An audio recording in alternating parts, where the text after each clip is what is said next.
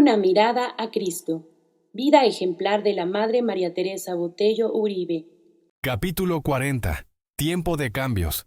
Hemos tenido mucho que hacerle, y quién más sino nosotras mismas, y tan felices y alegres que parece que siempre estamos de fiesta. Beata María Inés. Apenas llega la madre vicaria a Roma, parten enseguida ella y la madre fundadora a Irlanda, donde pasan unos agradables días con las hijas de esa comunidad.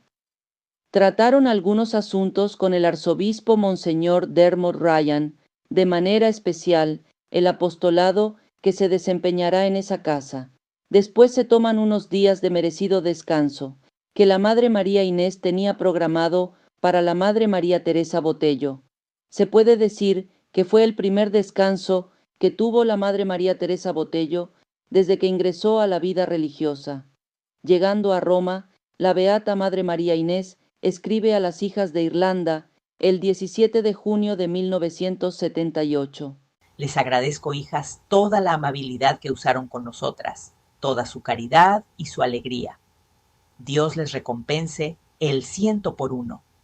De verdad que ambas, Madre Vicaria y esta pobre, descansamos. Pero ya se imaginarán lo que encontramos después de 3 semanas de ausencia, de trabajo acumulado. Por mucho tiempo estuvieron buscando una casita donde se pudiera pasar la casa general, ya que en Garampi por el apostolado era casi imposible dedicarse al trabajo. Buscaban una casa que fuera posible pagar a plazos mediante un préstamo, pues en realidad no tenían dinero. Finalmente encontraron una casa situada en La Borgata, barrio de Castel Giubileo, situada en Salita di Castel Giubileo 11, casi esquina con la famosa Vía Salaria. Se presentaron a la notaría del licenciado Cherini junto con el abogado Giorgio Fermanelli. El contrato de compraventa fue firmado por la Madre María Inés el día 31 de julio de 1978 y como testigo la Madre María Teresa Botello Uribe.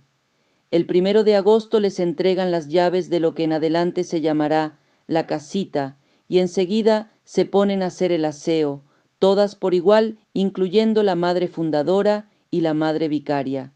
La casa estaba en muy mal estado, prácticamente se estaba cayendo. Era muy pequeña, pero tenía suficiente terreno. Con el pasar de los años sería necesario hacerle muchos arreglos, incluyendo levantar una barda o reja, pues el jardín con árboles frutales y pequeño viñedo se había convertido en refugio de uno que otro borrachito. El día 6 de agosto de 1978 fue un día triste para el mundo católico. El Santo Padre Pablo VI muere en Castel Gandolfo, Italia. La noticia de la muerte del Papa Pablo VI fue muy dolorosa para la Madre María Teresa Botello Uribe. Ella había encontrado en el Santo Padre un guía seguro, el Cristo de la Tierra, que había puesto en práctica el Concilio Vaticano II, iniciado por el Papa San Juan XXIII, por inspiración del Espíritu Santo. Papa San Pablo VI fomentó las reuniones ecuménicas, comprendía y respetaba las diferentes creencias religiosas, pero a la vez defendía la fe católica con todo su ser. Cada una de sus encíclicas es un legado de sabiduría para la humanidad, entre ellas la Humane Vitae, donde habla de la defensa de la vida humana desde la concepción. Para María Teresa Botello, que le gustaba la vida religiosa sencilla, entregada a los demás, sin riquezas, encontró en las enseñanzas de San Pablo VI el alimento necesario para su alma durante los años en que fue vicaria general, que le tocó justamente la reforma de la Iglesia con todas las dificultades que se presentaron. Ella se mantuvo unida firmemente a los lineamientos que iba marcando el magisterio de la Iglesia y a su madre fundadora, Beata María Inés Teresa Arias. A su vez, puso al servicio su propia personalidad, sus propios dones, sin quitar nada de la fundadora, antes bien, reafirmando el carisma de las misioneras clarisas. El 26 de agosto de 1978 fue electo papa, el cardenal Albino Luciani, quien tomaría el nombre de Juan Pablo, un hombre de corazón sencillo y sabio, conocedor de las penas del ser humano, en especial de la clase obrera, a quienes siempre defendió y apoyó. Era conocido como el Papa de la Sonrisa de Dios. Después de varios arreglos que eran indispensables en la vieja casa, el 9 de septiembre de 1978 se trasladaron a la nueva sede de la Casa General de Salita di Castel Giubileo 11, la madre fundadora, la madre vicaria María Teresa y las consejeras. Aún había que hacer infinidad de reparaciones para que llegara a ser lo que ahora es la Casa General, pero por lo pronto ya era habitable, aunque poco funcional. 5 días después se celebra la primera misa en lo que será la última morada de estas dos grandes mujeres, la Madre María Inés y la Madre María Teresa Botello Uribe. Ese mismo día, la madre fundadora envía a unas religiosas a lo que sería la sede provisional del Colegio Mater Ecclesiae, posteriormente se cambiaran a Castel Gandolfo. La madre fundadora, secundada por sus consejeras, tenía esa visión que da el Espíritu Santo a las almas que obran en función a los demás. Era obvio que se necesitaba una casa adecuada en la que se pudiera trabajar sin tantas interrupciones. La idea de la madre fundadora era que poco a poco se fuera modificando y modernizando la casa a fin de poder tener más habitaciones para así en el futuro traer jóvenes religiosas a estudiar a Roma, para mandarlas después a las misiones con mayor preparación, como lo pedía el Vaticano II.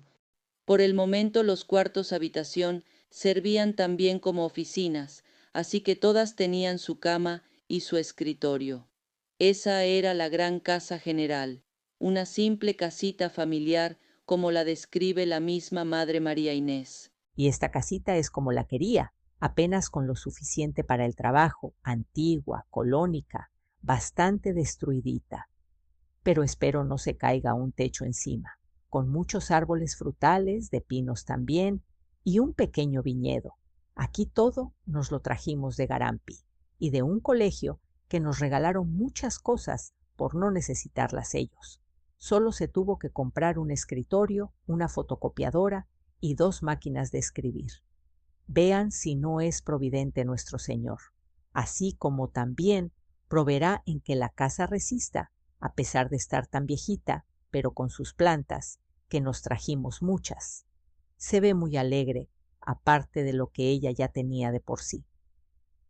Por haber encontrado esta casa tan deteriorada y sucia, ya que tenía vacía de 3 a 4 años, según nos dicen, hemos tenido mucho que hacerle, y quién más sino nosotras mismas, ayudadas de algunas hermanas, cuando pueden, de Garampi, y tan felices y alegres que parece que siempre estamos de fiesta. La Madre María Inés, en su colectiva del 29 de septiembre sobre la pobreza propia de la congregación, recalca que es necesario trabajar más sobre ese tema en las siguientes visitas.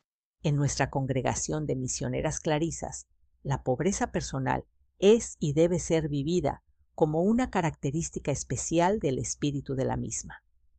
No es, por lo tanto, la forma de pobreza de ningún otro instituto. Lo que nos importa observar y guardar con fidelidad es la nuestra, y en el estilo que tanto se les ha insistido, austero, real, siempre sujeta a la obediencia. Ahora había que trabajar en un punto de gran importancia, la llamada infalibilidad de las superioras. Por la razón que sea, se fueron mal interpretando las palabras de la madre fundadora cuando en sus cartas colectivas hablaba de no criticar a la superiora ni con el pensamiento, de la obediencia ciega, de el que obedece no se equivoca, etc. En muchas congregaciones se dio este problema: si alguien le hacía alguna observación a la superiora local o regional, era tomado a mal, de manera que se fueron haciendo intocables. Hay que reconocer que cuando la Madre María Inés escribió sobre no criticar a la superiora, no se refería en ningún momento a que no se pudiera equivocar. Pero la Madre María Inés, daba por hecho que las hermanas que tenían el cargo de superioras debían ser ejemplares y movidas siempre por la virtud y rectas intenciones hacia Dios y hacia sus hermanas. Por eso la comunidad debía apoyar a su superiora con caridad y verdadero cariño, más que fijarse en sus defectos, pues la superiora prestaba un servicio a la comunidad, y como tal debería comportarse, apoyada siempre en la oración y en los sacramentos, pidiendo con humildad en todo momento la asistencia del Espíritu Santo y aceptando la ayuda de las hermanas de comunidad. Pero aclara este punto, pidiendo a las superioras que acepten también las correcciones de sus hermanas. No por el hecho de ser superioras somos infalibles. Tenemos también muchas equivocaciones. Y hasta puede suceder que más que las hermanas, porque generalmente, o al menos algunas, no tienen el valor de enfrentarse con su superiora y decirle lo que no va bien, por cierto temor. Y entonces, las superioras podemos quedar en nuestros errores por falta de quien nos ayude a esclarecerlos. Y por lo mismo, no conservamos la paz en nosotras mismas ni a nuestro alrededor. Nunca olvidemos esto que nos dice la Sagrada Escritura. ¿Tienes un amigo que te corrige? Consérvalo, es verdadero amigo. ¿Tienes un amigo que te adula? Aléjalo de ti, es tu enemigo. Curiosamente, ese 29 de septiembre de 1978, en que la madre fundadora hablaba de humildad y pobreza, murió un hombre verdaderamente pobre de corazón, cuyo lema era humildad, el Santo Padre Juan Pablo I, actualmente beato. Su pontificado duró solo 33 días, pero marcó a la Iglesia para siempre. Había dejado un legado que ya nadie podía detener. La Iglesia caminaba hacia la sencillez, debía acercarse a todos y permitir que todo el mundo católico y no católico se acercara más al Santo Padre y a Dios. Con gran dolor asistieron al velorio del Papa. Les permitieron estar toda la noche a puerta cerrada en la Basílica de San Pedro, velando sus restos mortales. Estábamos velando a su santidad cuando llegó su hermana Nina, abrazando el cuerpo inerte del Santo Padre, y decía que ella sabía que no iba a resistir el peso del papado. Era demasiado para su enfermo corazón. De inmediato se convoca al cónclave, en el que fue electo el cardenal Karol Józef Wojtyła, quien tomaría el nombre de Juan Pablo II, el 16 de octubre de 1978, y que se ganó al mundo entero, sin importar el credo o religión. Fue aclamado como uno de los líderes más importantes e influyentes del siglo XX. Juan Pablo II será de gran importancia para la Madre María Teresa Botello, pues su ejemplo, palabras, cada una de sus encíclicas, homilías, etc., serán un alimento continuo para su alma hasta su muerte. Estando ya adaptada, la capillita de la nueva Casa General invitaron el 12 de diciembre de 1978 al cardenal Eduardo Pironio, prefecto de la Sagrada Congregación para los Religiosos, quien junto a su secretario, el padre Fernando, celebra la Santa Misa y bendice la casa. Después pasaron todos a desayunar al pequeño comedor. La acogida del mundo entero al Papa Juan Pablo II fue de inmediato, especialmente el pueblo mexicano, que fue el primero en empezar a hablarle de tú. Era común escuchar: Juan Pablo II, te quiere todo el mundo. Y así un sinfín de porras en donde con confianza filial se le tuteaba. Esto hizo reflexionar a la Madre María Inés, dándose cuenta que el tiempo había cambiado, por lo que escribe en el mes de diciembre desde Roma a las hijas. Esta hoja la empezaré diciéndoles que son varias las hijas de diferentes casas, que les gustaría, como se vaya haciendo costumbre, el hablar de tú. Antes esto no se permitía, pero los tiempos cambian, y si hasta a nuestro Señor le decimos de tú, y no por esto le faltamos al respeto, sino que con mucho cariño nos dirigimos a Él para manifestarle nuestro amor de esposas, de hijas, de amigas, ¿por qué no habríamos de hablar a nuestras superioras de tú? Y es cosa fácil hablar de usted y faltar al respeto. Así es que no consiste en el tú, el mayor o menor respeto, sino en la forma de tratarnos, como se nos ha enseñado desde que ingresamos al convento, con deferencia, con amabilidad, con caridad. Y si esto se debe hacer con toda hermana y con cualquier persona seglar, con mayor razón en relación a una superiora. Pero ésta, por favor, que recuerde siempre su espíritu de servicio y de humildad y ya ni le sigo, porque lo tienen muy bien definido en el directorio de superioras. Yo también les pido que a mí me hablen de tú. Ya el vuestra reverencia pasó a la historia. Son cosas anticuadas de los tiempos en que se usaban tanto los títulos de nobleza. Entre nosotras, la mayor nobleza debe ser la bondad hacia todos, el amor sincero, la rectitud, la humildad, todo esto conseguido ante Jesús sacramentado, modelo y espejo purísimo en el que nos podemos ver a todas horas. Él también hablaba de tú, a su Padre Celestial y a su Madre Santísima. Con esta nueva mentalidad termina una etapa importante en la congregación e iniciará, por así decir, la última etapa de la Beata Madre María Inés, acompañada de su fiel Teresina, como ella llamaba de cariño a la Madre María Teresa Botello, y de todas sus hijas.